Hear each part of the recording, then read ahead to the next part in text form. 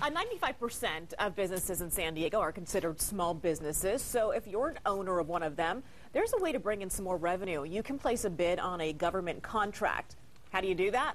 Congressman Bilbray is here live with the workshop that he's holding today to help you get through the process. Congressman Bilbray, thank you so much for coming in this morning. Thank you. Okay, talk about this workshop. It's happening today. So if you don't have plans today, maybe you can make it. But who's going to be there? Well, this is sort of the counter to what we did last year, where we had individuals come in and meet with corporations that were looking for jobs. This is actually for the small businesses to come in between 10 and 1 over at the library in La Jolla.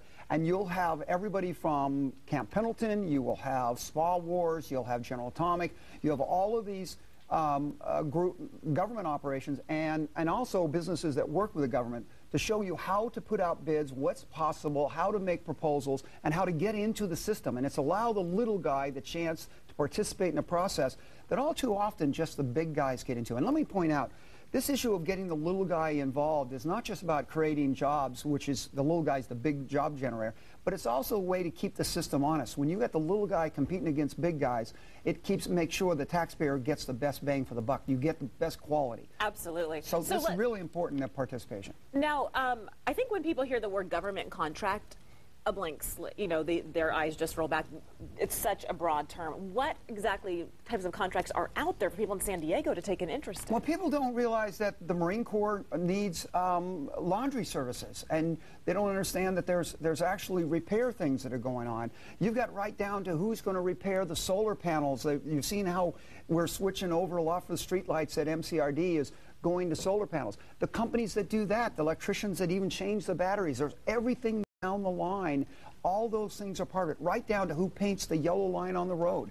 All of this is part of it. So you're a roofer, you do maintenance stuff, if you have contracts for new technologies, all of those things are possibilities. So if you're a small business owner, don't count yourself out. You may just want to go and see what's out there for you. If people can't make it today, though, how can they learn some more information about this? Well, they get a hold of my office at brianbilbray.gov, house.gov, and they can get over and we'll contact it. If they call 858-350-1150, we'll plug them in and get them going. Okay, we'll put that number on our website as well. And again, the event is 10 to 1 at the La Jolla Library today. 10 to 1, and we'll do it. So get out there if you can. I want to switch gears and talk about something else. We just spent, during the commercial break, talked about your daughter, 25 years old. Her name's Brianna. I don't know if a lot of people know this, but last year she was diagnosed with melanoma. Tell me about her story, and we just have a few minutes here, and I hate to rush you through this, but I also want to hear about some new technology that may start to save lives. Well, as somebody who was a surfer and was worried about skin cancer all the time, I've been involved with that, and then all at once last year, while I was in Baltimore, I got a text that Brianna had been diagnosed with skin cancer. It's to stage 3, almost stage 4. And she's struggling with this, and so we're going through a lot of this battle. But then I'm sitting in a committee, and we've got a new machine that was developed here in San Diego that can scan people and detect skin cancer and be able to do it even better than dermatologists.